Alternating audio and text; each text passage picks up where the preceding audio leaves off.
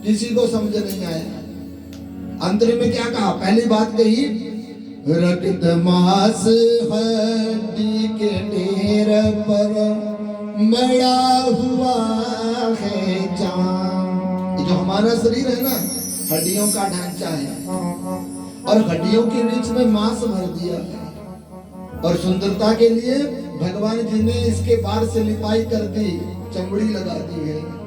फिर मानव इस हड्डियां मांस के ढेर और चमड़े के बने शरीर पर अभिमान क्यों करता है? दूसरा अंतर क्या कहा?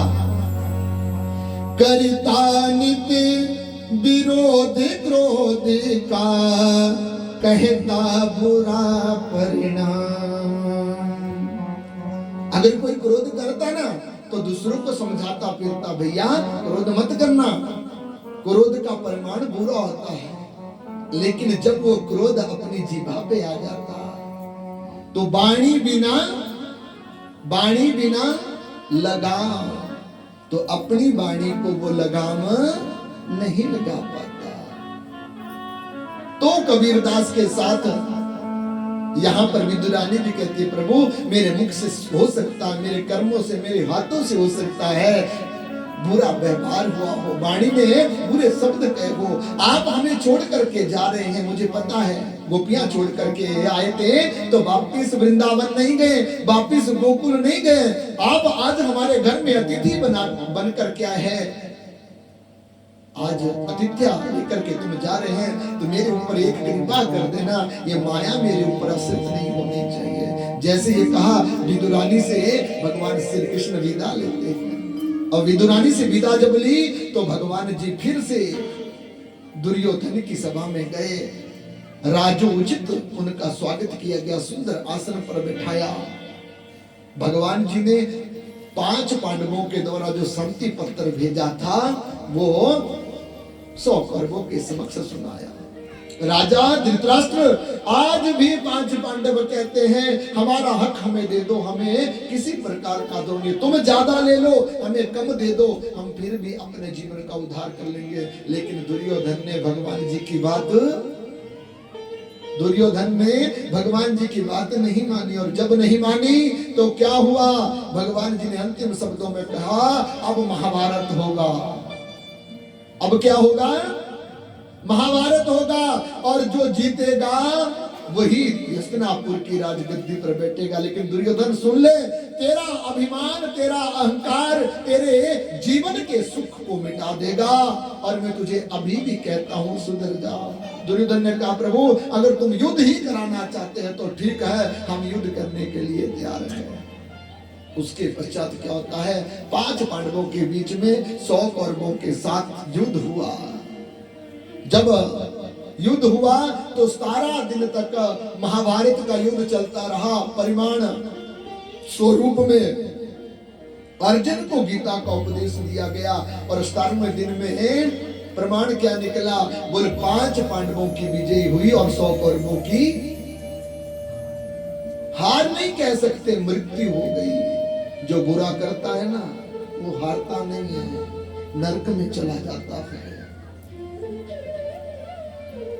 भक्त के रहते हुए अगर कोई इंसान समझ जाए तो उस इंसान को भगवान मिल जाते हैं, और भक्त निकलने के बाद अगर वो इंसान अगर समझना भी चाहता है तो समय जब हाथ से चला जाता है तो कुछ हाथ में नहीं आता। इसलिए भगवान श्री कृष्ण ने अर्जुन का सारथी बनकर करके 100 कौरवों को मृत्यु के घाट उतारा। अब अंतिम समय में दुर्योधन जब मृत्यु के समय पास में था तो दुर्योधन युद्ध छोड़ करके भाग गया और जाकर के एक तालाब में छिप जाता है। स्कंद पुराण में कथा आती है कि जब तालाब में छिपा तो 5 पांडव से मारने के लिए बड़ी कोशिश करी, लेकिन कोई नहीं मार सका, क्योंकि भीम ने प्रतिज्ञा करी थी। कैसी प्रतिज्ञा, जब भरी सभा में रानी द्रौपदी को दुर्योधन अपनी जंघा पर बिठाना चाहता था तो दुर्योधन ने क्रोध में आकर के प्रतिज्ञा कर दी थी, दुर्योधन अगर समय बदला तो जिस जंघा पर तू मेरी रानी को बिठाना चाहता है ना, इसी जंघा का टुकड़ा टुकड़ा कर करके खून को पीऊंगा।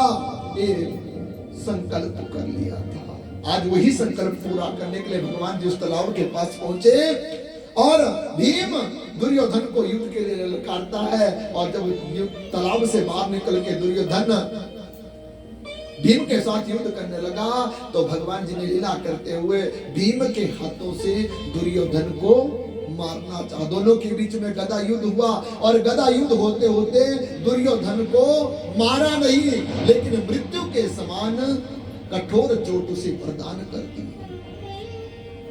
अब दुर्योधन तालाब के किनारे पड़ा हुआ 5 पांडव सुखी होकर के अपने आवास में चले गए। और जब आवास में चले गए तो युद्ध में मरे हुए परिजनों का दुख मना रहे थे। इतने में क्या होता है, अश्वत्थामा नाम का एक वीर जो द्रोणाचार्य का पुत्र था, मित्र दुर्योधन के पास आया। जब मित्र दुर्योधन के पास आया तो दुर्योधन की हालत देख करके मित्र ये क्या हुआ, बोले ये 5 पांडवों ने मेरे साथ किया। दुर्योधन ने जब ये कहा तो अश्वत्थामा ने प्रतिज्ञा करी, बोले मित्र मैं तेरा मित्र नहीं अगर मैं 5 पांडवों का शीश काट करके तेरे चरणों में ना डाल दूं। प्रतिज्ञा करके क्रोध के कारण अश्वत्थामा 5 पांडवों को मारने के लिए उनके आवास में चले गए। लेकिन भगवान सब जानते हैं, मारने वाले से बचाने वाला कौन होता है?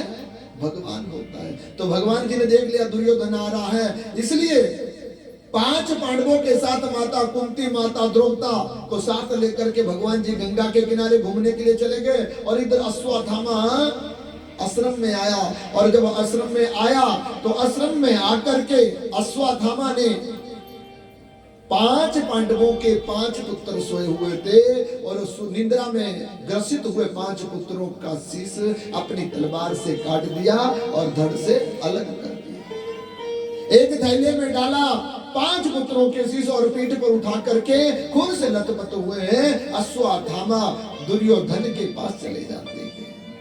जब दुर्योधन के पास गए, दुर्योधन से कहने लगे, मित्र जो तुम 17 दिनों में नहीं कर सके वो मैंने 17 मिनट से पहले पहले करके दिखा दिया। दुर्योधन ने कहा, मित्र 5 पांडवों को कोई नहीं मार सकता। बोले ऐसा नहीं है, मैं उन्हें मार करके लाया हूं, मुझे पता था मित्र मेरी बात पर विश्वास नहीं करेगा। और थैले में से क्या करता है, ढके हुए शीशों को जब निकालने लगा तो दुर्योधन के समक्ष रखता है। और दुर्योधन जैसे जैसे उन शीशों का पर्दा हटाता है तो क्या दिखता है? बोले वो शीश 5 पांडवों के नहीं, वो तो 5 पांडवों के पुत्रों के हैं। अब दुर्योधन पहले तो मरा ही था, मौत नहीं आई थी, लेकिन उन शीशों को जब देखा तो आत्मा की जो धड़कन थी वो रुक जाती है। और मित्र से कहता है, अश्वत्थामा मित्र तूने बहुत अच्छी मित्रता निभाई, हमारे कुल में यही 5 पुत्र बचे थे।